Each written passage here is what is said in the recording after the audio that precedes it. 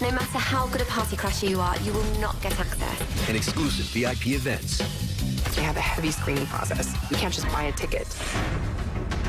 Beyond the red carpets and movie sets lies a forbidden Hollywood, known only to the rich and famous.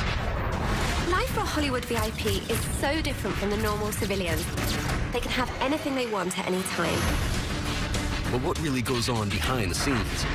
The Harvey Keitel character you saw in Pulp Fiction, he really exists. How far will celebrities go to cover up a scandal? How much money do you want to make this just go away? And what shocking truths might be exposed when we draw back the curtain and take a glimpse into secret societies of Hollywood.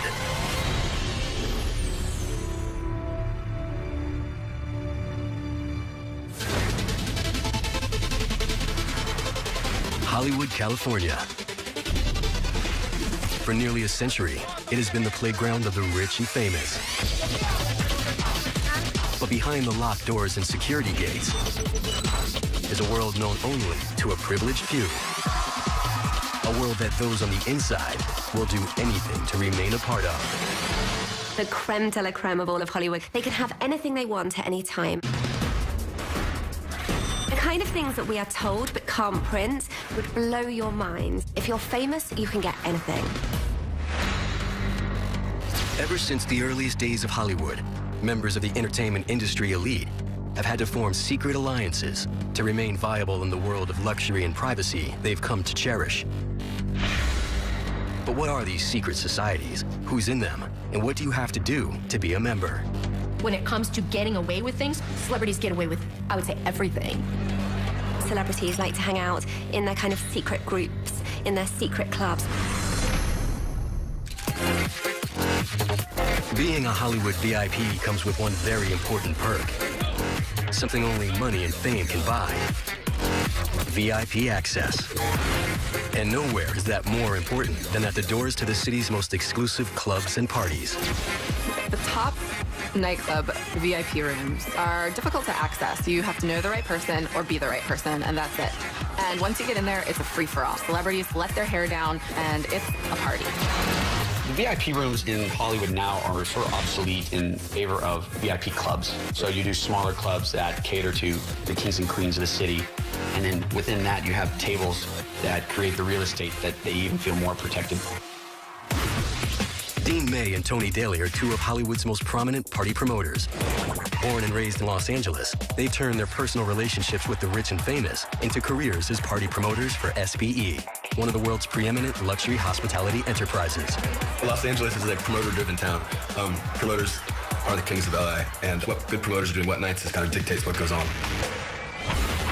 Party promoters hold the keys to the most exclusive venues in the city.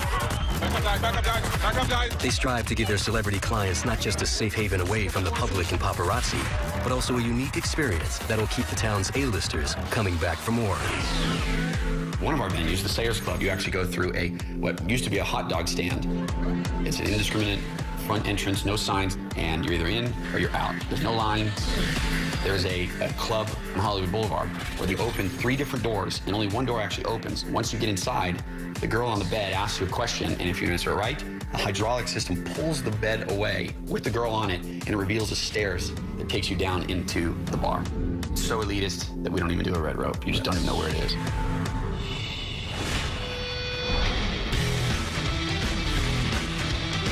The hottest club right now is Beecher's Madhouse in the Hollywood Roosevelt Hotel.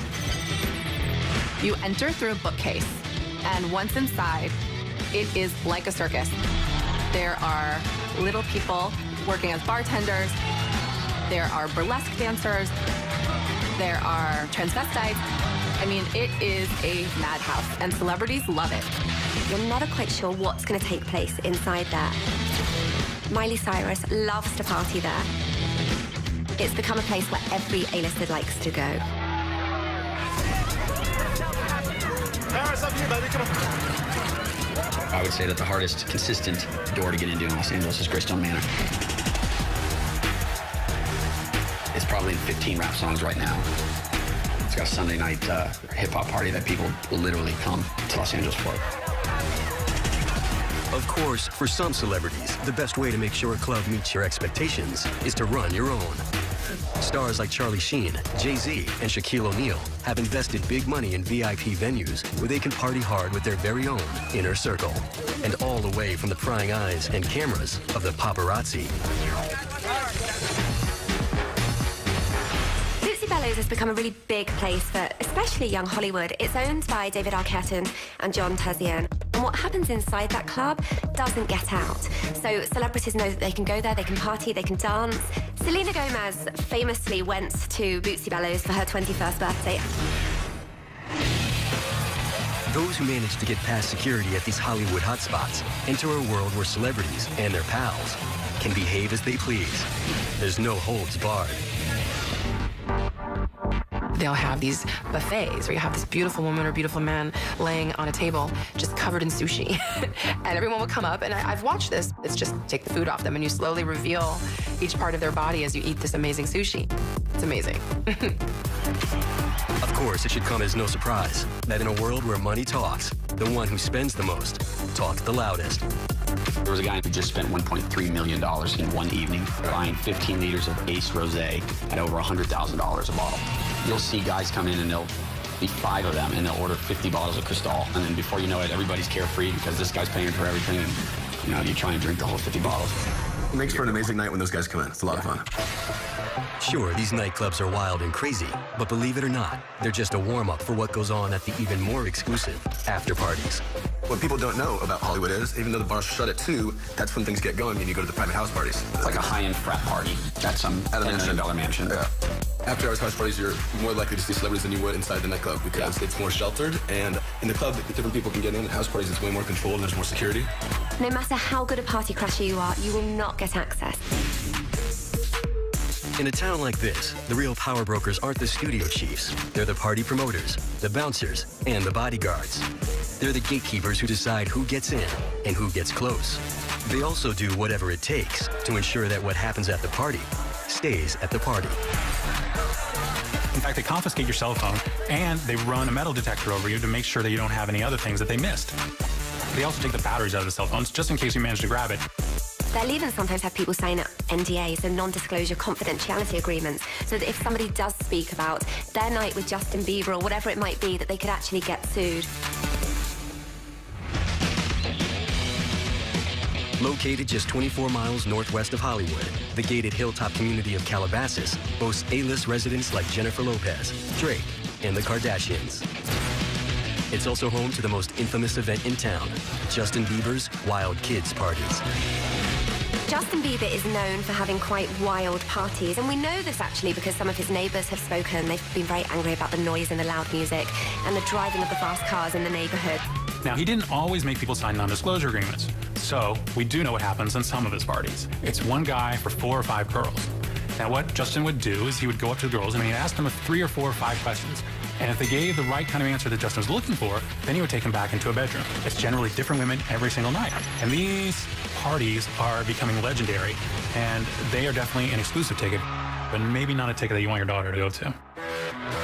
But whether it's a secret nightclub, a VIP room, or even a private house party, once a hotspot loses its cool factor, there's always another ultra-decadent destination ready to take its place.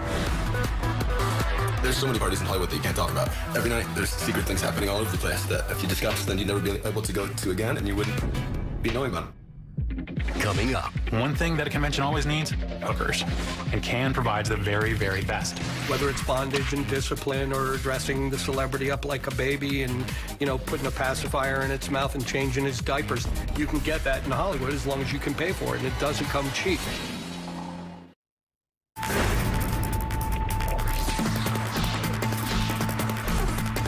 Hollywood is no stranger to scandal.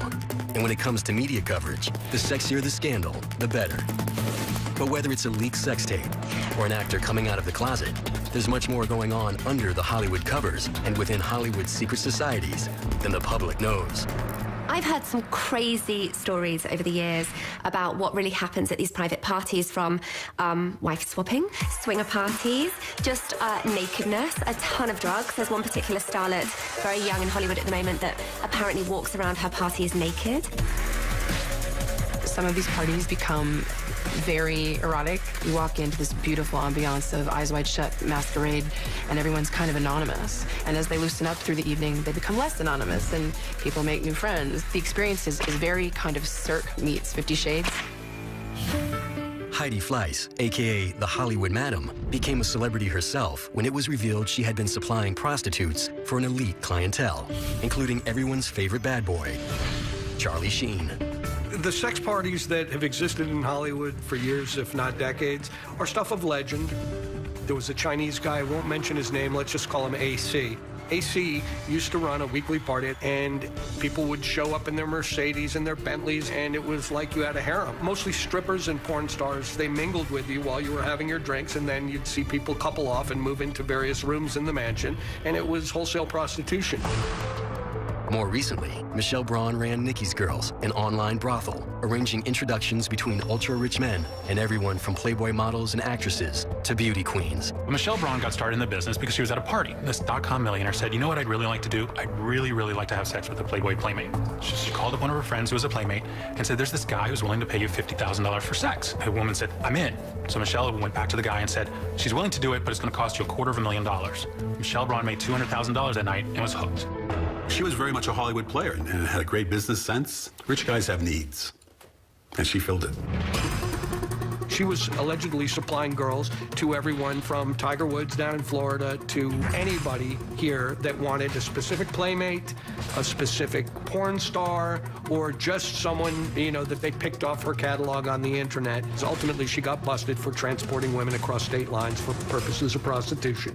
And she got caught up in a sting in Orange County by the feds. For Hollywood's top players, the ability to get sex on demand isn't restricted to the town's sun-drenched city limits. For 12 days each May, anybody who's anybody relocates to southern France for the Cannes International Film Festival. But when the festival is in town, Cannes also becomes a hotspot for people selling something other than movies. As business becomes more global, one of those businesses that's going global is prostitution. And Cannes provides the very, very best. Yachts offshore, 200, 300-foot yachts. Each one, minimum of 20 women. Each one of those women getting paid anywhere between $5,000 and $40,000 a night. Now, if you're an actress and you made $40,000 the year before, but 3 years earlier you made $2 million, you probably still have a $2 million lifestyle. You also probably have a face that people recognize. Maybe times are tough. Maybe you go to Cannes. They're not giving $40,000 a night to somebody that came off the streets of Nice. They're giving $40,000 a night to somebody they saw on a movie screen. Thanks, guys. Thanks. Of course, while some Hollywood hotshots choose to keep their illicit liaisons private, others satisfy their carnal appetites by attending underground orgies that cater to everything from swinging to sex slaves. But even here, at clubs like Sanctum, you have to be a part of the secret VIP society to gain entrance.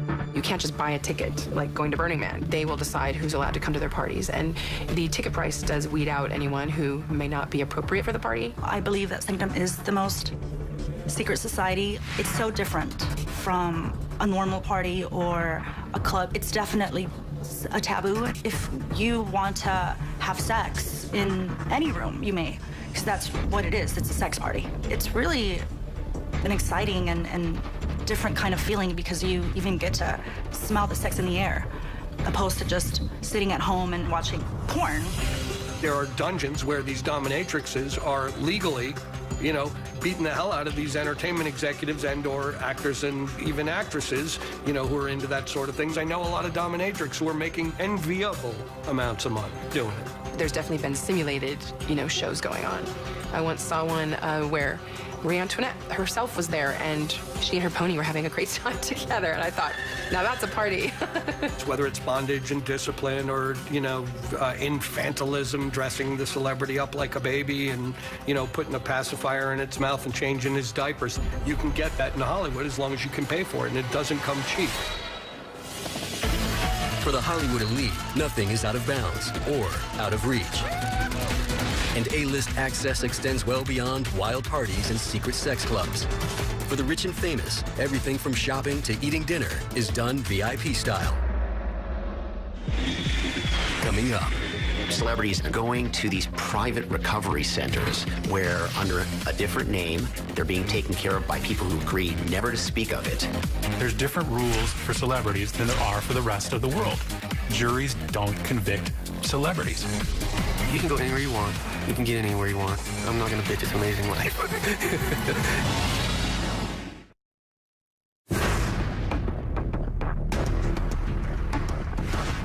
First, it was the gold card. Then it was the platinum. Now, it's the black card that really measures your street cred in the real world. But for Hollywood A-listers, their face and their fame is their fortune. That is, while it lasts. Life for a Hollywood VIP is so different from the normal civilians. People just won't say no to them. If they want front row tickets to any sporting game, any music event, any film, if they want to go to a shop when it's in the middle of the night and wouldn't normally open, those kind of things are accessible to celebrities. You can go anywhere you want. You can get anywhere you want. It is a different world when you become a celebrity. I'm not going to bitch. It's amazing life. For Hollywood's heaviest hitters, the VIP treatment extends to every aspect of their lives.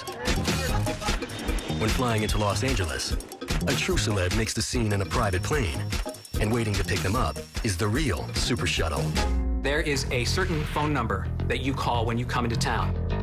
And when you call that number, arriving to pick you up at your private jet at Santa Monica Airport is a stretch limo driven by a very attractive woman. And inside that limo is every single narcotic or vice you could want.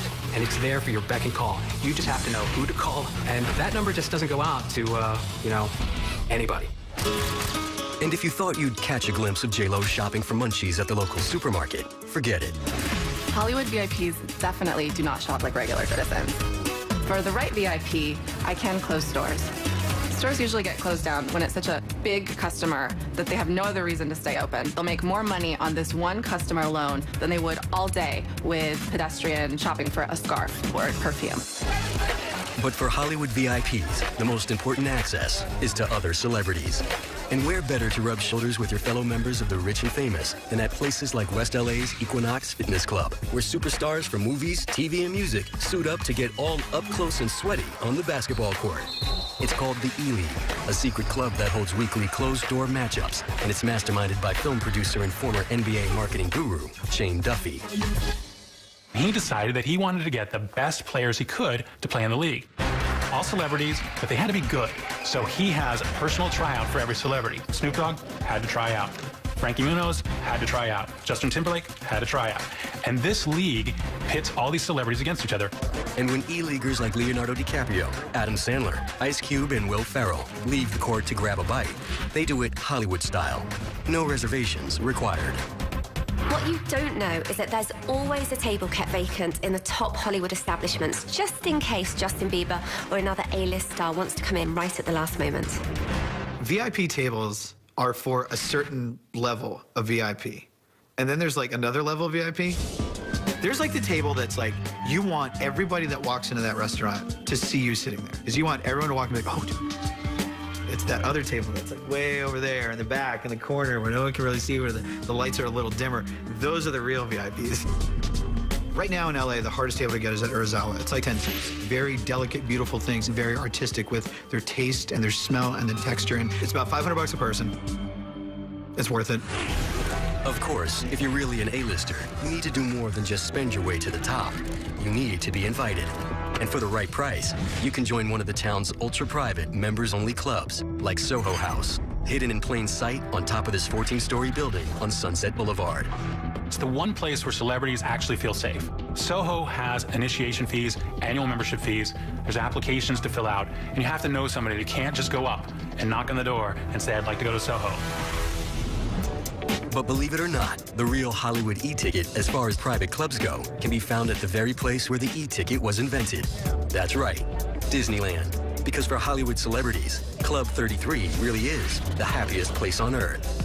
Club 33 is a very, very private members club that's part of Disneyland. It's the kind of place Tom Hanks goes, Jack Nicholson goes, Vanessa Hudgens recently went.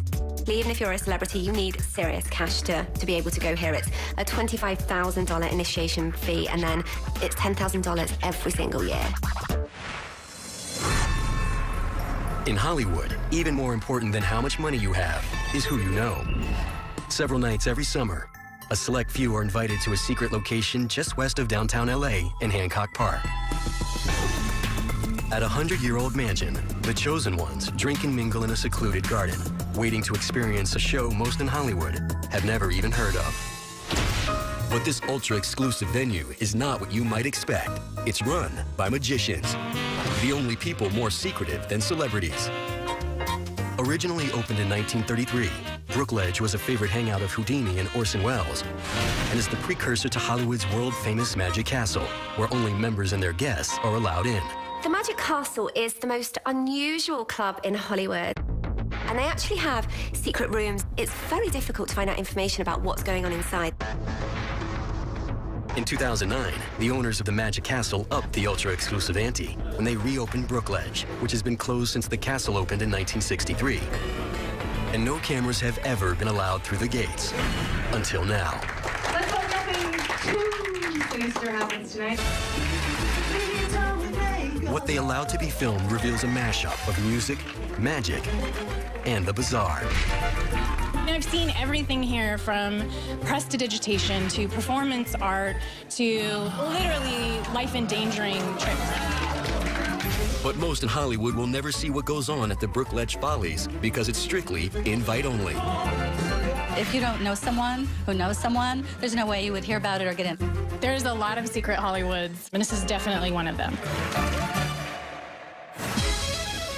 From invite-only parties to secret celebrity sports leagues and member-only clubs, the Hollywood in-crowd lead the type of lives most people can only dream of. But when celebrities don't want their private activities ending up public knowledge, how do they keep it all under wraps? In Hollywood, there's one important rule to live by. Keep your friends close and your assistants closer. Coming up.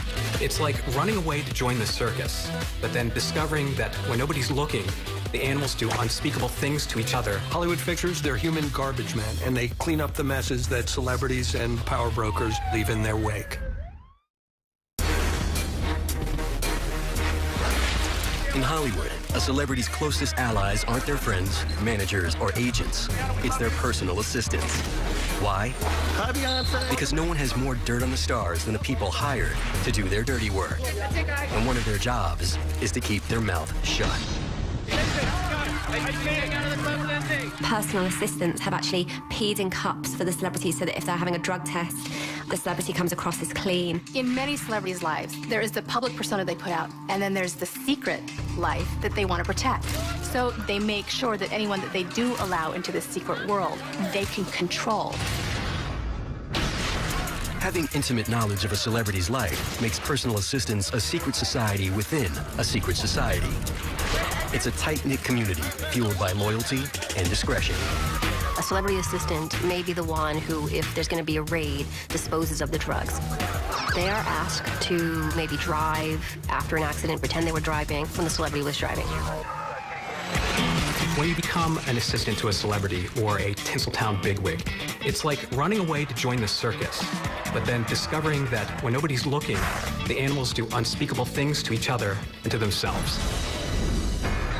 The draw really is a ground-level opportunity to rocket yourself into a gated community of actors and executives and creators in general. The secret to getting a job as an assistant is that you have to know somebody. The savvy assistants, they leapfrog to better positions. So once you are in the club, your network of assistants are the same people that you're going to go up through the ranks with.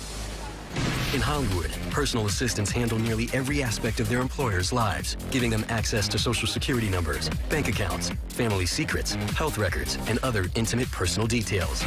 It's a risky business entrusting so much to one person, and if it doesn't work out, sometimes it's the boss who stands to lose the most. Ricki Lake talked about delivering her infant son at home via water birth, and then she had asked her assistant to clean the tub afterwards. And you know that's an assistant you can trust because that placenta did not end up on eBay. Guys, thank you very much. Nearly as close as personal assistants, but also literally in the line of fire, are the star's bodyguards. But in addition to shielding their clients and their families from physical harm, they also guard them from the prying eyes and cameras of the paparazzi. For some celebrities, going out and partying is as secure as what I would imagine that the president would have. And sometimes what they get up to, if that ever came out, it could actually ruin a career.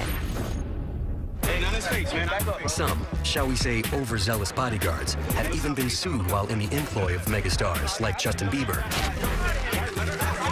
Britney Spears, and Leonardo DiCaprio. But what are these bodyguards so aggressively trying to hide? And why are so many of these celebrity-related lawsuits suddenly and mysteriously dropped? That's where the person known as the fixer comes in. Hollywood fixers, they're human garbage men, and they clean up the messes that celebrities and power brokers leave in their wake.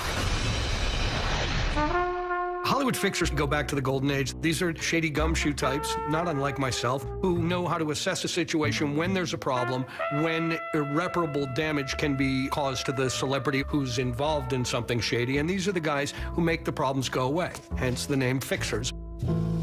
Hollywood fixers do exist, and I happen to be one of them. I think probably one of the more infamous ones would be Anthony Pellicano. Anthony was great at what he did. The Harvey Keitel character you saw in Pulp Fiction, he really exists. He's not going to help you maybe dispose of a murdered body, although back in the 50s and 60s during the studio system, he probably would have. Now the fixers are generally called crisis managers. They handle clients who are in big, big trouble. They've handled Michael Vick. They've handled R. Kelly. Usually, that big, big trouble involves another person.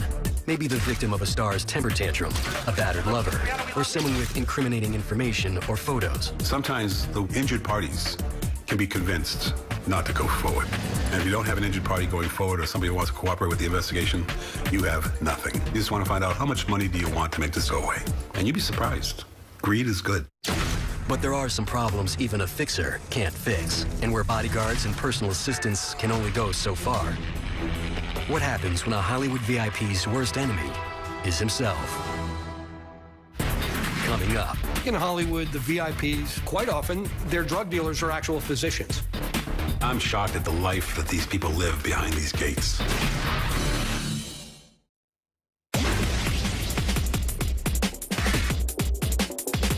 For those living in the Hollywood fast lane, designer drugs are as common a party favor as chips and dip. Many of the most exclusive VIP events have a Willy Wonka-like selection of uppers and downers available right from the bar. And the hot new drink is a codeine concoction that goes by the names Scissor, Purple Drink, and most appropriately, Lean. Lean, they call it lean because it makes you go like this. It's a cough medicine with codeine mixed with some sort of purple soda. They drink this stuff like soda pop all day long, and by the end of the day, you're leaning to the point where you're falling flat on your face. It may come as no surprise that in La La Land, drugs are rampant. But according to those on the inside, there's a secret network of drug users within the Hollywood community, and the public has no idea just how wild the party can really get. It happens in the bathroom, it happens in the back bedroom, because you never know who's going to see it and judge it. So there is sort of a secret society of people who know that they all do hard drugs, and it's sort of a nod and a let's go over there. The drugs are either designer drugs like ecstasy, ketamine, OxyContin, narcotics. Painkillers are really popular in Hollywood and really addictive. That's right. The hottest drugs in Hollywood are legal, with a prescription, that is. And in this town, even more valuable than the celebrity's autograph is their doctors. In Hollywood, the VIPs, quite often, their drug dealers are actual physicians, the legendary Dr. Feelgoods. These are doctors who have a small handful of very wealthy clients, and they're making $1 million a year peddling drugs. A lot of celebrities maintain this perfect aura by relying on the help of drugs. There are drugs that help them get skinny. There are drugs that help them look more youthful. There are drugs that give them energy to help them keep going on their long hours and party into the wee hours of the morning. Today, prescription drugs are more popular than ever, thanks in part to the fact that the only thing more addictive than drugs is celebrity. Show the world There are doctors out there that will see 100 patients a day, and they'll charge $100. So they're making $10,000 a day, 5 days a week. And what they're doing is they're just writing out prescriptions for pills. Doctors will take pictures of celebrities and hang them on their wall. And so when other patients come in, they see the celebrity and they go, oh my goodness, this must be the best doctor ever. While scripts are more in vogue than ever, illegal narcotics are just as popular among the Hollywood elite and just as easy to score. So what you have in Hollywood, you have a lot of middlemen. It's not middlemen trying to make money. What they're trying to do is be friends with a celebrity. Being around a celebrity is addictive. They want to go to the great clubs. They want to ride on a private jet. They want to ride in limos. Celebrities then stay insulated. When you've got a person who may be calling the shots for hundreds of people, they get away with murder.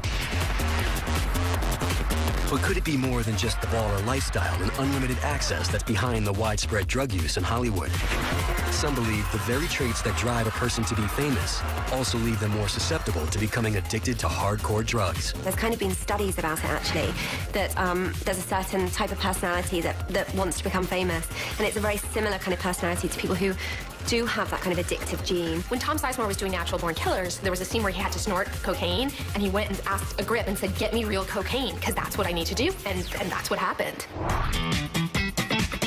Drugs always have been, and probably always will be, part of the Hollywood culture. But like most things in this town, the reality is never as glamorous as what you see on the screen. I think people have these ideas that celebrities, they're living the life, they have all this money and just cocaine and whatever they want. Well, actually, doing cocaine is one of the loneliest things you can possibly do in the world. And addiction is masking terrible pain and trauma and sadness. When you drive by Forest Lawn, that beautiful white mansion, the beautiful lawns, the fountain, behind the scenes, it's like a slaughterhouse. Hollywood is no different. The red carpet, the big smiles, the limos, the flashing lights, the nicely dressed celebrities. And how many times have you watched that? And then days or weeks or a month later, the individual's dead, died of an overdose.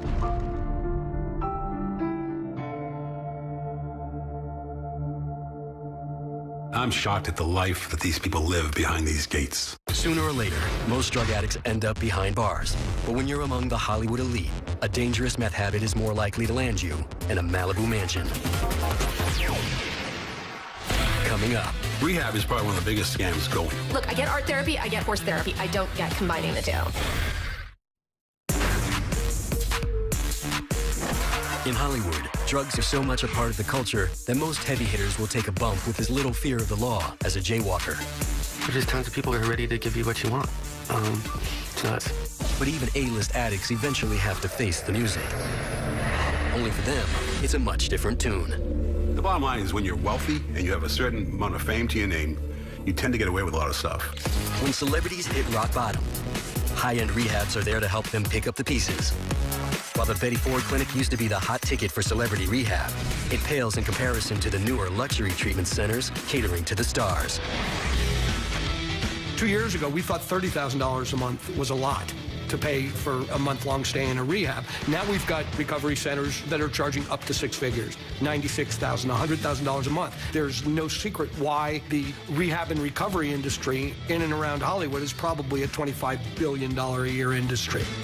There are treatment centers that are $95,000 a month where you're kind of allowed to do whatever you want. They also have 500 thread count sheets and masseuse and all these sort of luxury amenities. A lot of them are strategically placed on cliffs overlooking the Pacific Ocean. They call themselves recovery centers, coddling and nurturing and feeding and offering all kinds of distractions by way of movie nights and haute cuisine and field trips and surf lessons and things as absurd as, believe it or not, equine therapy. There are ridiculous things that people do. There was a rehab that was doing horse painting where you take a horse and you paint on it. Look, I get art therapy, I get horse therapy. I don't get combining the two. There was a doctor that was detoxing celebrities for 10 grand a day at a Beverly Hills hotel. He would detox you. There was a big celebrity who I was told was going into rehab in that person's own home, and that was how they were keeping it private. And I remember the celebrity actually calling me from their house and saying, "I'm not in rehab." And I was like, "I know, you're doing it at your house." There are a lot of quick fixes that money can buy, to allegedly help an addict get through the withdrawal process. There's a lot of folklore about literally some celebrities having, their blood drained and replaced. There are expensive drugs that they can replace the drugs that you've been putting in your body, and things that can lessen the horrible sort of suffering that comes along with drug and alcohol withdrawal. But is rehabilitation from a hardcore drug problem really possible while sitting in the lap of luxury? The nature of addiction is sooner or later you have to, quote unquote, hit your bottom. And that means whether it takes you literally to Skid Row or the Skid Row is a state of mind, you need to be down and out in order to look up and get better. Well, they do everything possible not to let you reach that bottom that is necessary. Rehab is probably one of the biggest scams going. If it's not done right, it's not going to work. And right is making sure that you get medical treatment, that you're hospitalized in a real hospital, and you get real treatment. And if you're real successful at failing at rehab, you end up dead. And I think that list is a big list in this town. The best secret to getting sober is unfortunate for celebrities because it's finding humility and it's sort of really believing and accepting you are just the same as everybody else, which is such a challenge for celebrities when you've got the whole world treating you like you're better than everyone else. The real question is, how are you going to stay stopped? This calls for a fundamental change in you. And if that change doesn't come about, as soon as you get clean, you know, the first call you're going to make after you call your agent is to call your drug dealer. But although rehab in Hollywood is more caviar than cold turkey, some celebrities do find a way to get clean, and often through the counsel of another celebrity. I remember with Tom Sizemore, what his family did is they got Robert De Niro, who is his idol, to come to the intervention, and that's gonna work. Matthew Perry is an amazing example of somebody who very publicly suffered with addiction, but when he finally got sober, I think that he became determined to sort of try to change the face of what addiction is. He took this beautiful house that he has in Malibu and turned it into a sober living house. For most who've had a taste of the rock star lifestyle, it doesn't take much to veer off the straight and narrow. And for the Hollywood elite, when all the hard living catches up with them, their VIP access extends to the doctor's office as well. Coming up, human growth hormone, testosterone, estrogen treatments, these things are used by a huge percentage of people in Hollywood. People would be surprised if they knew the number of things people in Hollywood do to sort of look a certain way.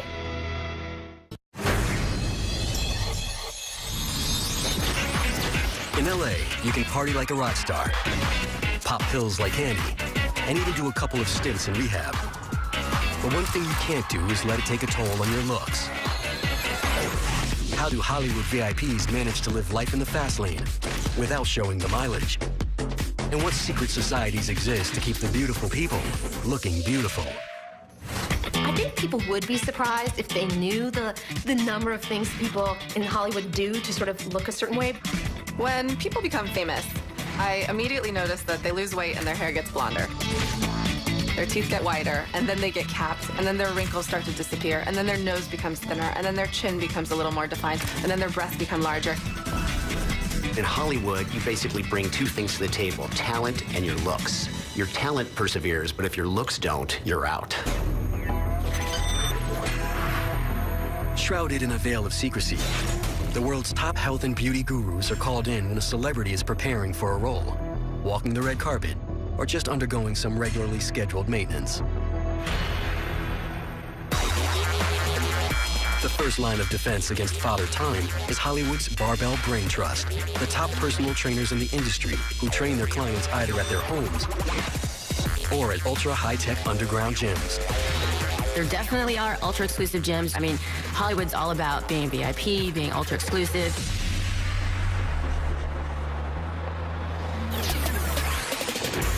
Tucked away in a Beverly Hills alley is the entrance to a top-secret facility where A-list names like Affleck, Perry, and Messing sneak in to work out.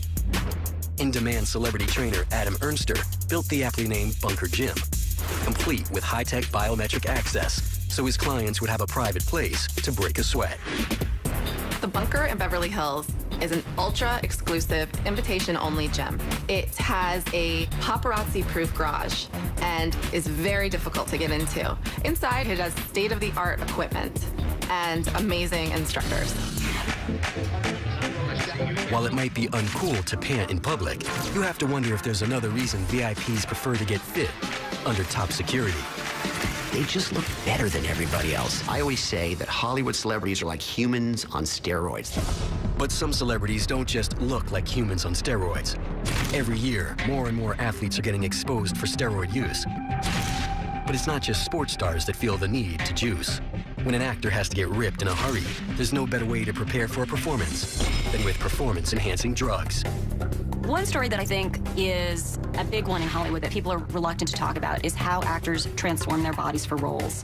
We often hear about people going to trainers and following a particular diet, and it's true, they do all that. But there are some other things people do to become a big giant superhero or whatever they're playing that would surprise people.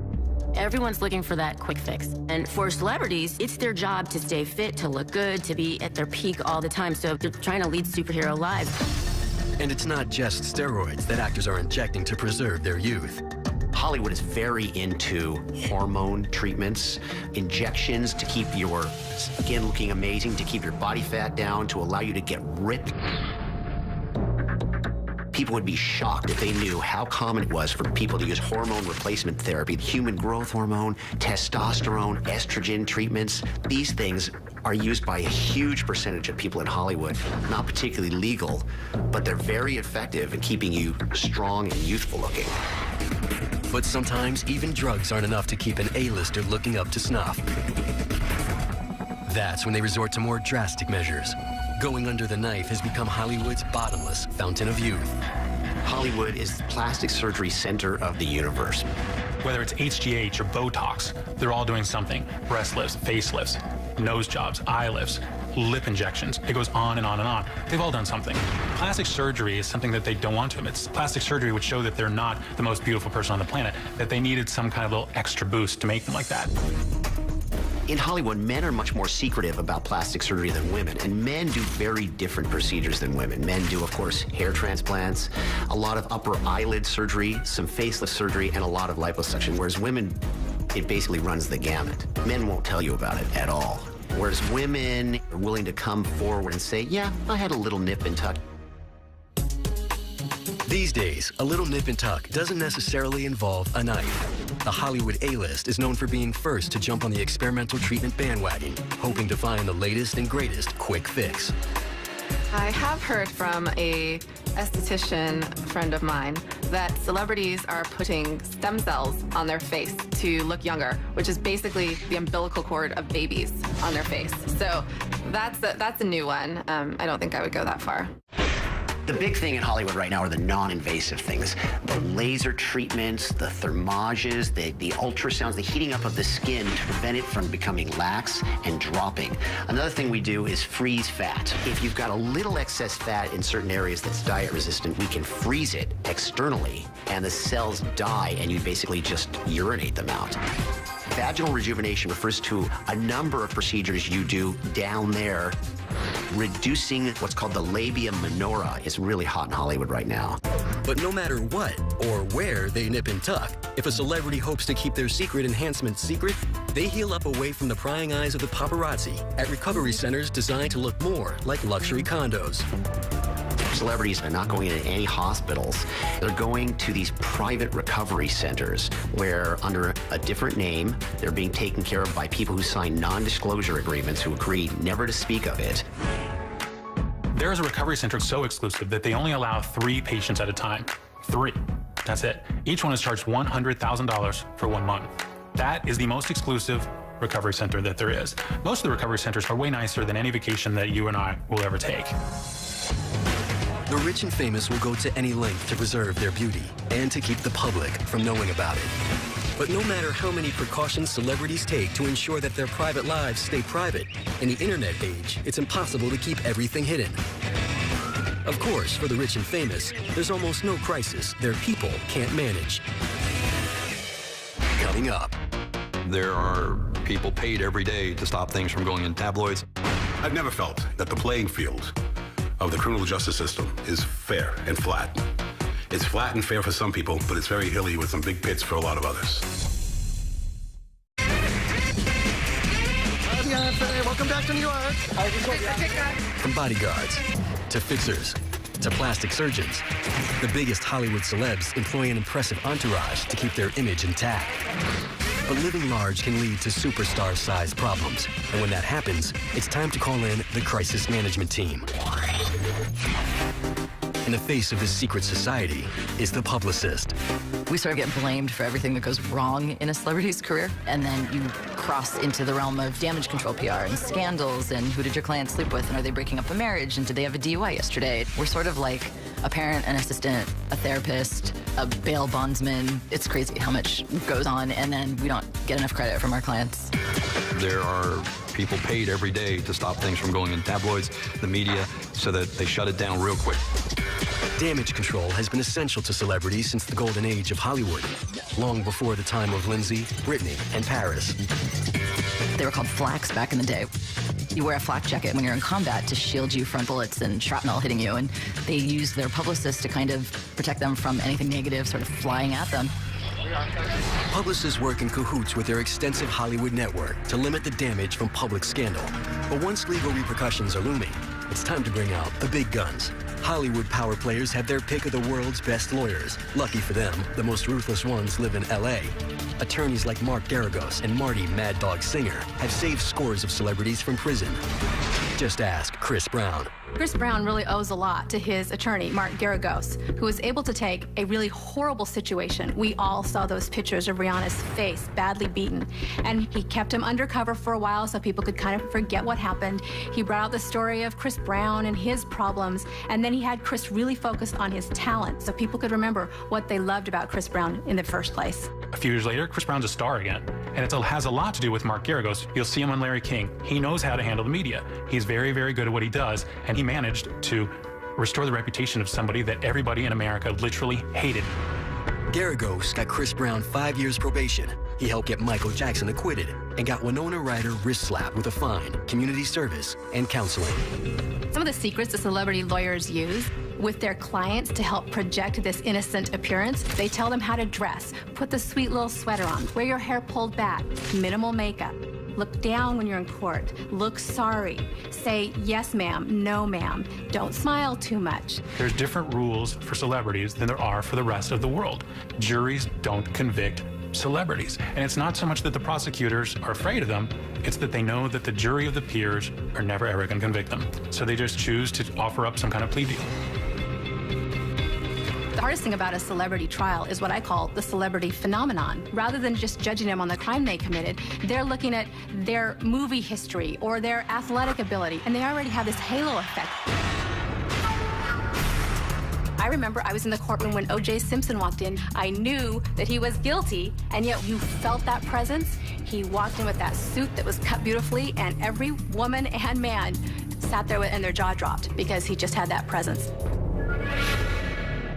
But might some of Hollywood's most powerful attorneys also engage in shady dealings to protect their troubled VIP clientele? I've seen them do things that would, in any other town, would get them disbarred in a hot minute. Things like suborning perjury, getting people who have said something in depositions about a celebrity to change their testimony. That's illegal, but in Hollywood, it's like there are no laws. The rules do not apply. Some celebrities even have access to a special kind of expert most people don't even know exists.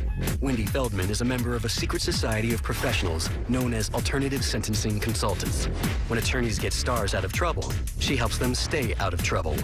They'll be called in to coach somebody out of legal trouble or from creating more legal trouble, and I call that an incarceration. And that's a word I trademarked, and it really just means a legal intervention. Whether today it's a DUI and tomorrow it's shoplifting, and then the next day it's tax fraud. Celebrities have a habit of pushing the limits, and their entitlement makes that even harder because they're used to getting away with things. I had a case last year with a very major celebrity. She was charged with something that she shouldn't have been charged with, and we got the charge dropped. But had she not had the resources to get together the right team, she'd be sitting in jail right now. If the public knew what some of their favorite actors were like in real life, they would not want to ever turn their movies on again. I've never felt that the playing field of the criminal justice system is fair and flat. It's flat and fair for some people, but it's very hilly with some big pits for a lot of others. A celebrity who's in trouble will do almost anything to stay out of the news. But perhaps even more surprising is how often the bad press is all part of the plan. Coming up. I don't know what some of these people get paid to crash some of these expensive cars, but the more accidents a celebrity can have in a Bentley, the better it is for that brand to see, look, celebrity so-and-so, they wrecked one of our cars. People would actually be shocked at what lengths celebrities go to stay in the news.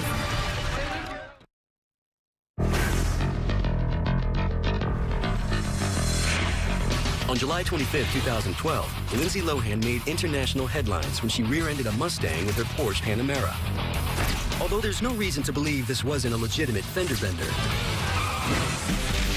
Rumors abound that some Hollywood stars have purposely staged accidents as part of a highly secretive but very lucrative practice called celebrity product placement. They smell good. I don't know what some of these people get paid to crash some of these expensive cars. The more accidents a celebrity can have in a Bentley, the better it is for that brand to see, look, celebrity so-and-so wrecked one of our cars. They don't care, as long as the name is out there. It's all about the money, and it's all about the attention you can bring to a subject. And that's what a PR person does, either bringing attention to the subject or diverting attention from the subject. You see pictures on Getty and Wire Image or Us Weekly or whatever, and very often you'll see a really big actor at the opening of a clothing store or something, and you think, why would he be there? Well, he was probably paid $30,000 and the publicists are negotiating that. I've never personally taken money from that, but there are a lot out there that take cuts out of it or whatever it is. PR people are seen escorting their clients down the red carpet and talking to the press. But behind the scenes, the Hollywood publicity machine is a powerful force capable of manipulating the media itself. The sexiest man alive. It's not a vote. It's not a bunch of editors sitting around deciding who's the sexiest person. It doesn't matter who is actually the sexiest man alive. It matters who has the best publicist. And that's something people need to realize. They're not always getting the truth, the real truth. Celebrities are well aware of just how far their fame can get them. And an important rule to live by is always stay in the spotlight.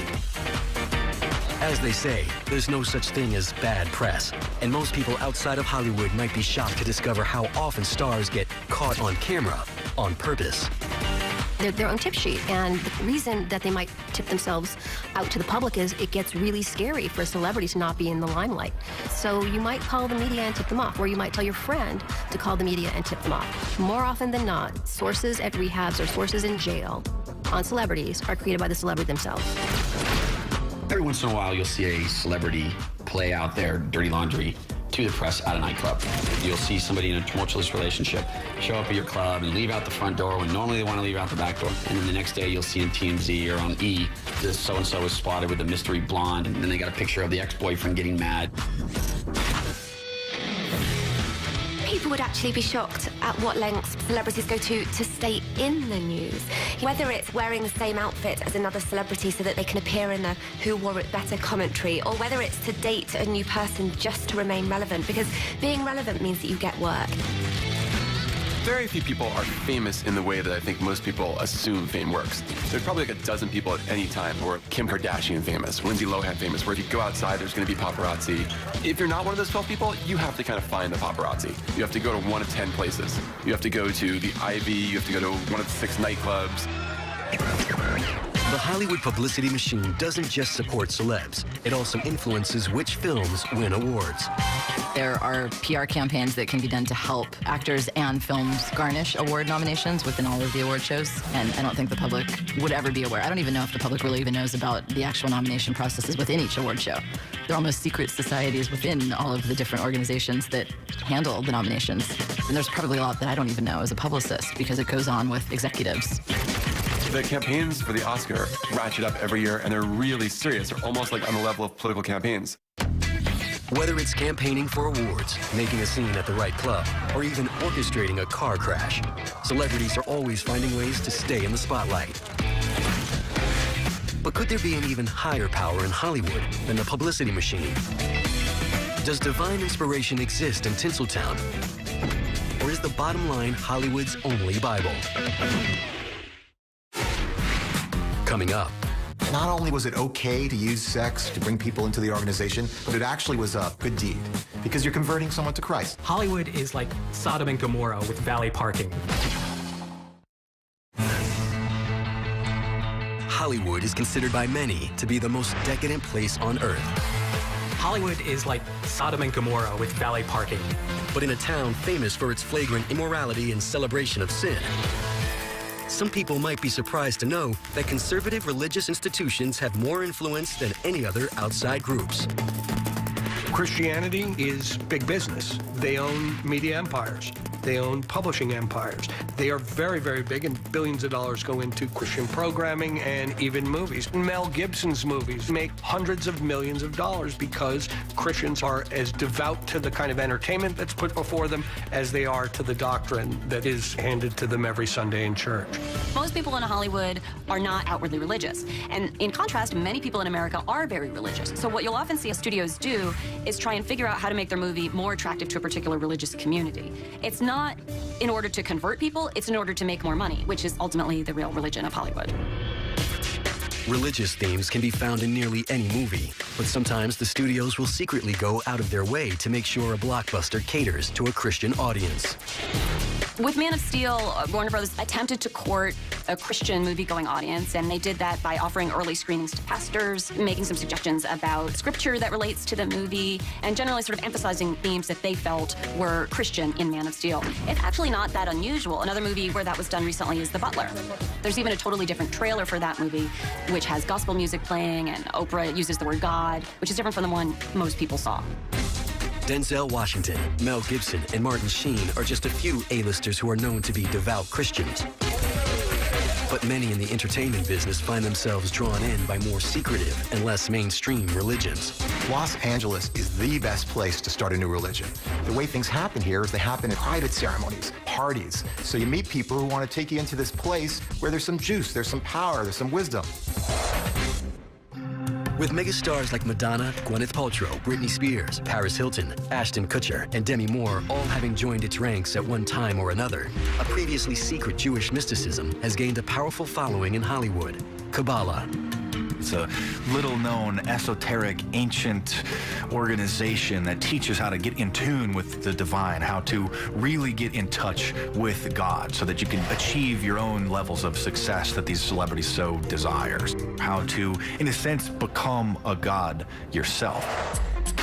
Though Kabbalah is based on Jewish principles, some of the practices of its members, like holding cleansing dinners, wearing red string bracelets to ward off evil, and reading books written only in Aramaic, have raised eyebrows. Another religion that's gained an even bigger following in Hollywood and is even more secretive is the Church of Scientology. How has Scientology gained such a substantial A-list following? And why is the media so afraid to talk about this secret society? Everybody was afraid. It's this secret celebrity club, but they have some really famous and powerful members. So we're not going to touch them because we don't want to jeopardize our relationship with those famous members. What are they doing in there? Why are these minions marching around Hollywood in sailor outfits? Is it a cult? Scientology is one of the most fascinating things in Hollywood because there are so many celebrities involved and executives and writers and directors and producers that we don't know about and you don't hear about, and the little bits and pieces that ever come out seem to kind of go away and get squashed so quickly. That, I think, to me, is what's most fascinating. There's an idea in Hollywood that you become a member because they hide things for you or help keep it out of the media. The Church of Scientology is recognized in the United States and other countries as a legitimate religious organization. But Hollywood has also proven to be a breeding ground for many underground fringe religions, like the Children of God. Children of God started in 1968 in Huntington Beach, California. Reverend Dave Berg starts preaching at this coffee shop, and it's kind of this like groovy, hippie preacher. One day, Berg devised this plan called flirty fishing. Flirty fishing said that not only was it okay to use sex and sexuality to bring people into the organization, but it actually was a good thing. It was a good deed because you're converting someone to Christ. So imagine you're a Hollywood screenwriter, you're at a party in these hills, and all of a sudden you're being talked up by three beautiful young women. You find yourself in bed with them, and they ask you at that very particular moment if you take Jesus into your heart. And many did. Even today, we know a lot of young people who are on the rise as movie stars and recording artists and TV stars who grew up in that group. The Children of God is still around today under a new name, the Family International, and it's only one of many fringe religious organizations in Hollywood. There are a lot of secret societies in Hollywood. What you see from the outside is only the tip of the iceberg, but it goes deep. You see satanic rituals happening, you hear about them from friends. There are culty organizations springing up left and right. This is not an easy place. It can be very isolated. People join up with organizations that may not be beneficial for them. With Hollywood's social and political influence, how concerned should we be about which top stars might secretly be involved with fringe religions? Hollywood is this kind of testing ground, this way of warning us about where we're headed in the future. I don't necessarily agree with this idea that we're at the behest of some kind of secret cabal. Now that said, I wouldn't be surprised if we are.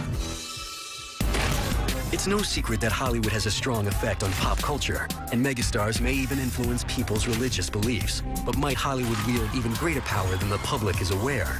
How strong a voice does Hollywood have in Washington, D.C.? Coming up.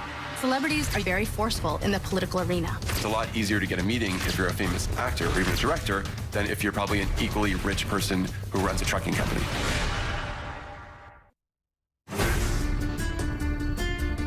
Let us answer the call of history and carry into an uncertain future that precious light of freedom.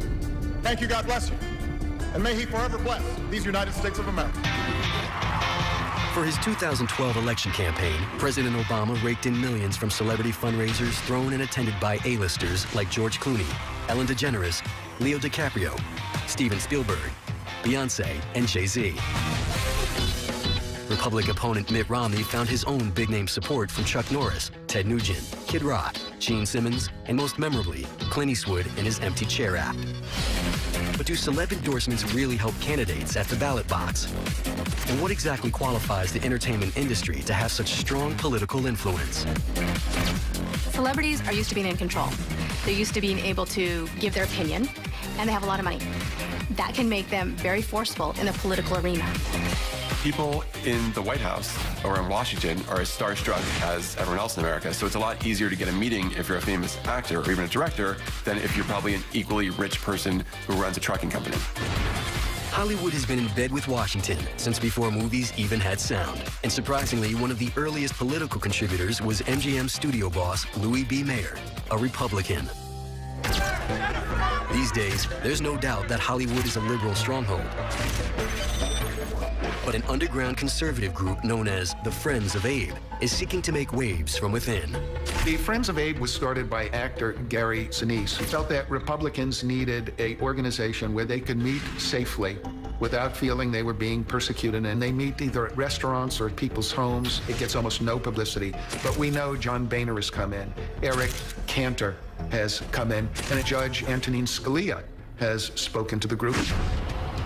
But is it really necessary for this secret society of Hollywood Republicans to be so clandestine? Or is it simply paranoia? I don't make any secret about my political views, but I can understand the reticence, absolutely. I'll give you a little example of what it's like being a Republican in Hollywood. I wrote a column when Reagan was president about what life would be like day by day in the United States of America if the Russians took over. And that was bought to be made into a TV movie.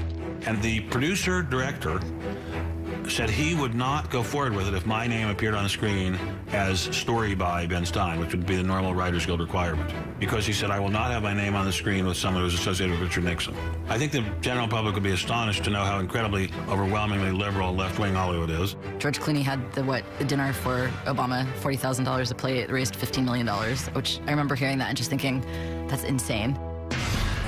Since the early days, the marriage between LA and DC has become a complex tale of codependence. Hollywood helps candidates raise campaign funds and reach out to voters, and Washington keeps its nose out of the filmmaking business, for the most part. The greatest fear was Washington would come in and censor their films. And in fact, George Bush sent out Karl Rove to meet with a number of studio and television executives, asking them to cooperate with the government in its response to 9/11, and very subtly threatening repercussions for any studio or network that did not cooperate with the government. The suits, as they call them, at the studios and the networks want to be friends with both parties. They don't know. The Republicans might come up with some great candidate next time, and suddenly they'll want to have friends at the Federal Communications Commission. They'll want to have friends in all kinds of regulatory agencies. So they definitely keep an oar on either side of the boat. It's amazing the power that celebrities have over the political process, which is why Washington, D.C. recruits celebrities to promote their goals. Barack Obama essentially recruited Jay-Z to campaign for him. So if the average person were to be able to look behind the scenes and see the mechanisms at work, they would be quite surprised how the real power structure and the string pullers work. When it comes to Hollywood and Washington, D.C., one hand washes the other. But is it possible the entertainment industry plays an even bigger role behind the scenes? Why are media moguls like Ted Turner, Steven Spielberg, and Rupert Murdoch attending private meetings with the world's most powerful leaders? Coming up. Hollywood is a key of the Illuminati's power because it shapes the culture. The Illuminati is the big boys. It's just a club of really powerful people. They got a lot of money. A group that want to push their agenda any way they can.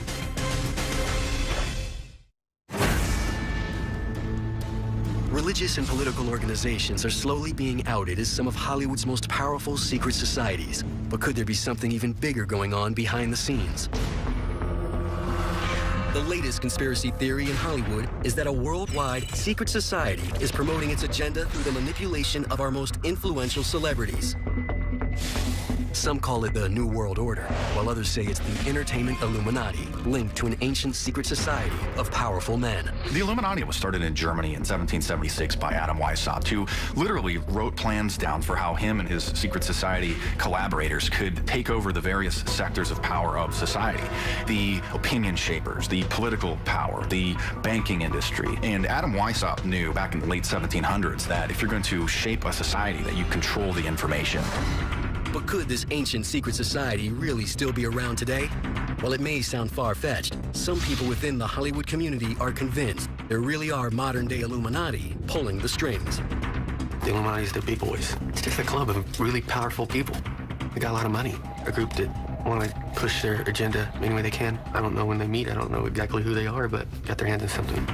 Definitely. There's a lot of people who think that we're at the behest of this secret cabal, a combination of the military and the intelligence communities and the oil business and the bankers. And those people also believe that Steven Spielberg is the head of the public relations part of that group. Steven Spielberg secretly acting as the PR man for an organization bent on world domination? Such an idea might seem far-fetched, even if it were the plot of a Hollywood blockbuster. But there are some very real secret meetings that do take place between the entertainment industry elite and politicians. Every July, a large gathering descends upon a secluded campground just north of San Francisco. Surrounded by more security than the Playboy Mansion, this super-secret, all-male, 2-week-long gathering is known as Bohemian Grove. Bohemian Grove is on a 2,700-acre private redwood forest grove surrounded by barbed wire fences, security cameras, thermal imaging systems to make sure that no protesters go. It's surrounded by police and private security. Occasionally, photos, flyers, membership lists have been smuggled out, but it's very rare. Founded by actor Henry Edwards in 1872, it was once just a gathering of artists and entertainers. But today, it's a veritable who's who of America's political powerhouses, captains of industry, banking bigwigs, and media moguls. Bohemian Grove is a place where decisions are made, kind of like summer camp for white, rich dudes.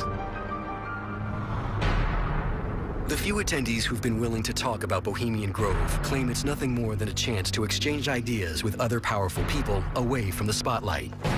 But there are some who believe major political decisions are made at this very secret retreat.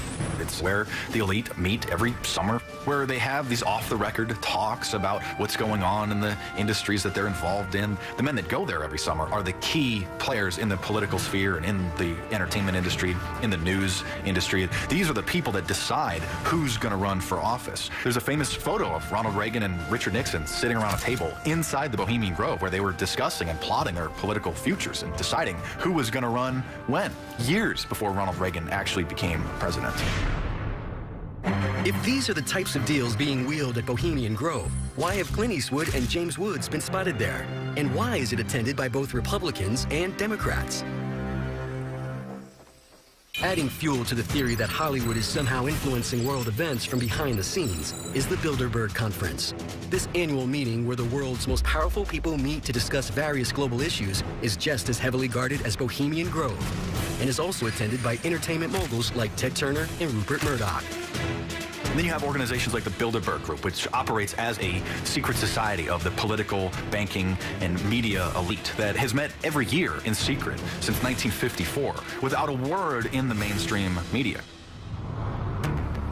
Although we may never know what goes on at places like Bohemian Grove and the Bilderberg Conference, one major Hollywood secret society was recently uncovered. And it has nothing to do with Illuminati or world domination, just what Hollywood loves most: cold, hard cash. Coming up.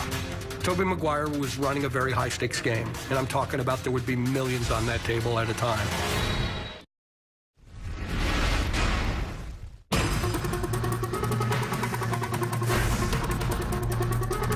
Exclusive parties where drugs are set out like hors d'oeuvres.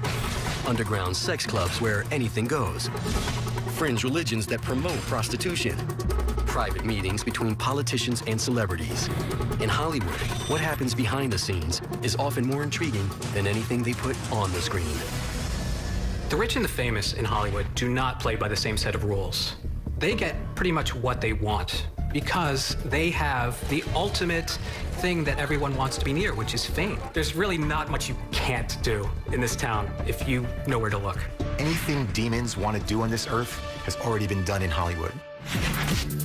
Even in the information age, Hollywood's VIPs remain masters of keeping their private activities private. But sometimes, despite their best efforts, a secret society is exposed. Everyone loves to play poker. It's great. It's okay to play within LA city limits, but if the house is taking a rake, i.e. taking an amount out of the money that's being put on the table, then it becomes illegal gambling. Tobey Maguire was running a very high-stakes game, and I'm talking about there would be millions on that table at a time. In fact, I tracked a guy all the way to Florida, a hedge fund guy, to talk to him about one single hand of poker. He had $1 million on it, and he was holding pocket aces, and he lost. Okay, $1 million with that hand. They welcome that kind of money into their game. In a town that's all about high risk and high reward, it's no surprise that celebrities love to gamble. And when actors belly up to the poker table, they have a natural advantage. Sooner or later, over time, they're going to be the ones separating the rich guys from their money. And that's what poker's all about. It's a contact sport. And a lot of actors and celebrities are very good at it. You know, they have poker faces. They can act. They don't give off the tells.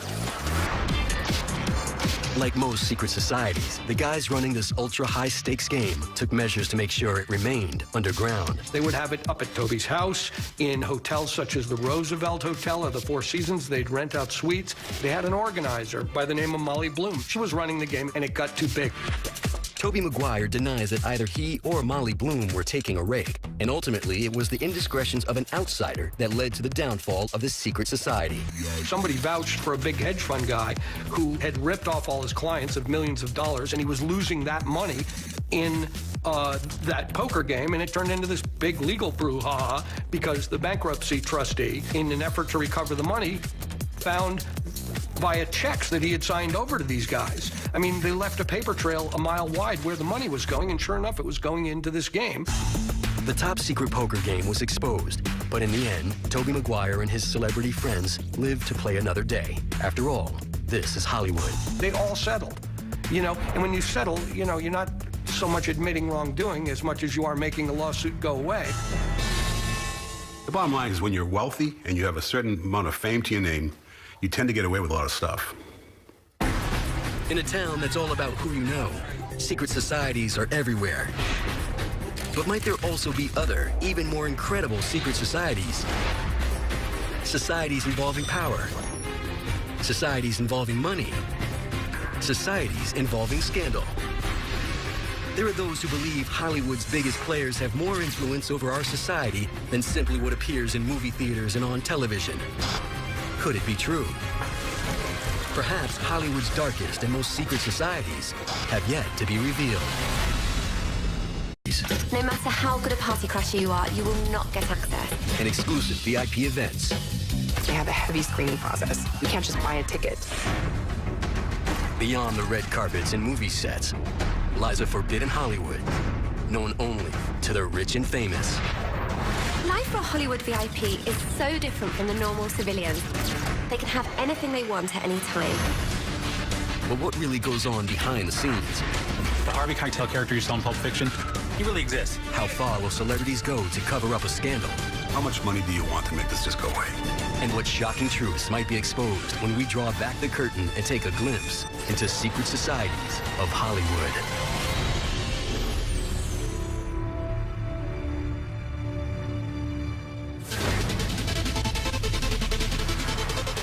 Hollywood, California. For nearly a century, it has been the playground of the rich and famous. But behind the locked doors and security gates is a world known only to a privileged few. A world that those on the inside will do anything to remain a part of. The creme de la creme of all of Hollywood. They can have anything they want at any time. The kind of things that we are told but can't print would blow your mind. If you're famous, you can get anything. Ever since the earliest days of Hollywood, members of the entertainment industry elite have had to form secret alliances to remain viable in the world of luxury and privacy they've come to cherish. But what are these secret societies? Who's in them? And what do you have to do to be a member? When it comes to getting away with things, celebrities get away with, I would say, everything. Celebrities like to hang out in their kind of secret groups, in their secret clubs. Being a Hollywood VIP comes with one very important perk. Something only money and fame can buy. VIP access. And nowhere is that more important than at the doors to the city's most exclusive clubs and parties. The top nightclub VIP rooms are difficult to access. In a town like this, the real power brokers aren't the studio chiefs. They're the party promoters, the bouncers, and the bodyguards. They're the gatekeepers who decide who gets in and who gets close. They also do whatever it takes to ensure that what happens at the party stays at the party.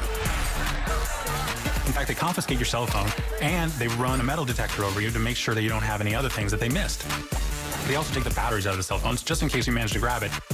They'll even sometimes have people sign up NDAs, so non-disclosure confidentiality agreements, so that if somebody does speak about their night with Justin Bieber or whatever it might be, that they could actually get sued. Located just 24 miles northwest of Hollywood, the gated hilltop community of Calabasas boasts A-list residents like Jennifer Lopez, Drake, and the Kardashians. It's also home to the most infamous event in town, Justin Bieber's Wild Kids Parties. Justin Bieber is known for having quite wild parties, and we know this actually because some of his neighbours have spoken. They've been very angry about the noise and the loud music and the driving of the fast cars in the neighbourhood. Now, he didn't always make people sign non-disclosure agreements, so we do know what happens in some of his parties. It's one guy for 4 or 5 girls. Now, what Justin would do is he would go up to the girls and he'd ask them 3 or 4 or 5 questions. And if they gave the right kind of answer that Justin was looking for, then he would take them back into a bedroom. It's generally different women every single night. And these parties are becoming legendary, and they are definitely an exclusive ticket, but maybe not a ticket that you want your daughter to go to. But whether it's a secret nightclub, a VIP room, or even a private house party, once a hotspot loses its cool factor, there's always another ultra-decadent destination ready to take its place. There's so many parties in Hollywood that you can't talk about. Every night, there's secret things happening all over the place that if you discuss, then you'd never be able to go to again, and you wouldn't be knowing about them. Coming up. One thing that a convention always needs, hookers. And Can provides the very, very best. Whether it's bondage and discipline or dressing the celebrity up like a baby and, putting a pacifier in its mouth and changing its diapers, you can get that in Hollywood as long as you can pay for it, and it doesn't come cheap.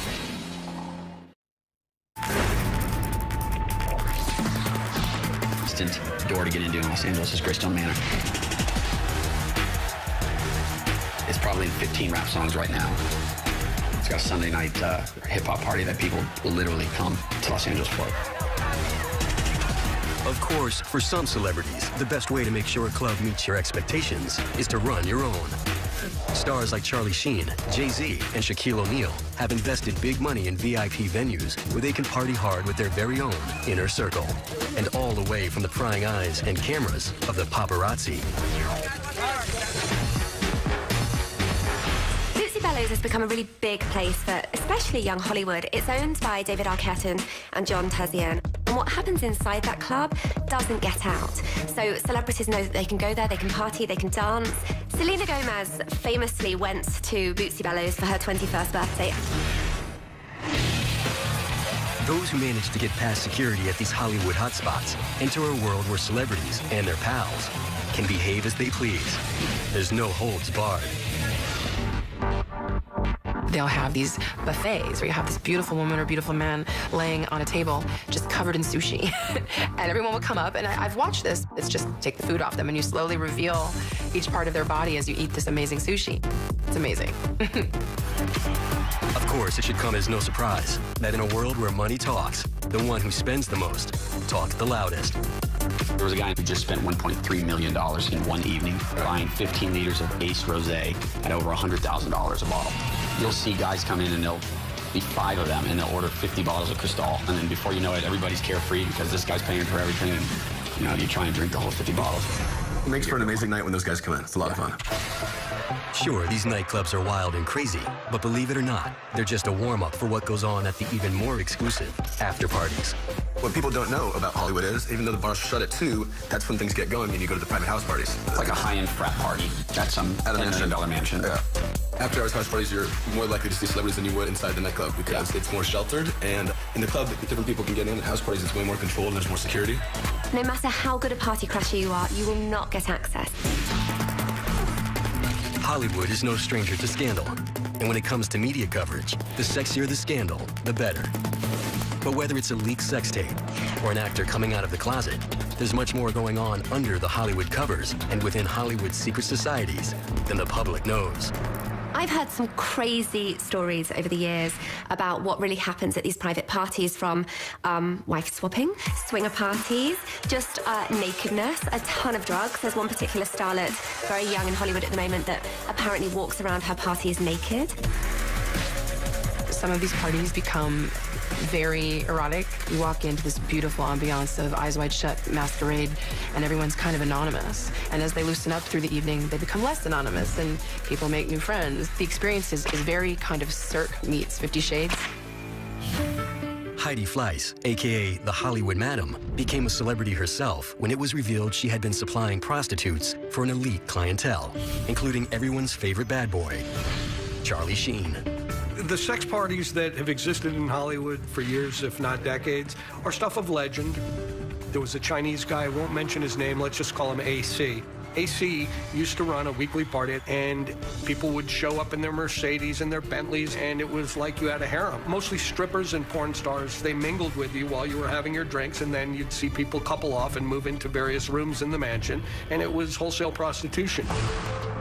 More recently, Michelle Braun ran Nikki's Girls, an online brothel, arranging introductions between ultra-rich men and everyone from Playboy models and actresses to beauty queens. Michelle Braun got started in the business because she was at a party. This dot-com millionaire said, you know what I'd really like to do? I'd really, really like to have sex with a Playboy playmate. She called up one of her friends who was a playmate and said, there's this guy who's willing to pay you $50,000 for sex. The woman said, I'm in. So Michelle went back to the guy and said, she's willing to do it, but it's going to cost you $250,000. Michelle Braun made $200,000 that night and was hooked. She was very much a Hollywood player and had a great business sense. Rich guys have needs, and she filled it.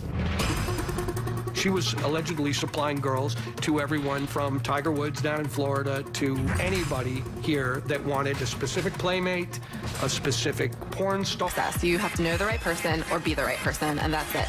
And once you get in there, it's a free-for-all. Celebrities let their hair down, and it's a party. The VIP rooms in Hollywood now are sort of obsolete in favor of VIP clubs. So you do smaller clubs that cater to the kings and queens of the city. And then within that, you have tables that create the real estate that they even feel more protected. Dean May and Tony Daly are two of Hollywood's most prominent party promoters. Born and raised in Los Angeles, they've turned their personal relationships with the rich and famous into careers as party promoters for SPE, one of the world's preeminent luxury hospitality enterprises. Los Angeles is a promoter-driven town. Promoters are the kings of LA, and what good promoters are doing what nights is kind of dictates what goes on. Party promoters hold the keys to the most exclusive venues in the city. Back up, guys. They strive to give their celebrity clients not just a safe haven away from the public and paparazzi, but also a unique experience that'll keep the town's A-listers coming back for more. One of our venues, the Sayers Club, you actually go through what used to be a hot dog stand. It's an indiscriminate front entrance, no signs, and you're either in or you're out. There's no line. There's a club on Hollywood Boulevard where they open 3 different doors, and only one door actually opens. Once you get inside, the girl on the bed asks you a question, and if you answer it right, the hydraulic system pulls the bed away with the girl on it, and it reveals the stairs that takes you down into the bar. It's so elitist that we don't even do a red rope. You just don't even know where it is.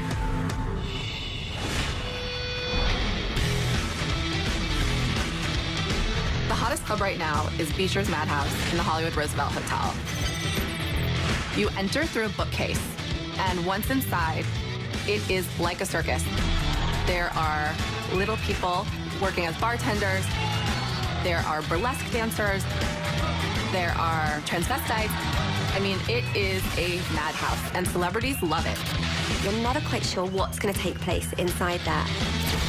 Miley Cyrus loves to party there. It's become a place where every A-lister likes to go. Paris, up to you, baby. Come on. I would say that the hardest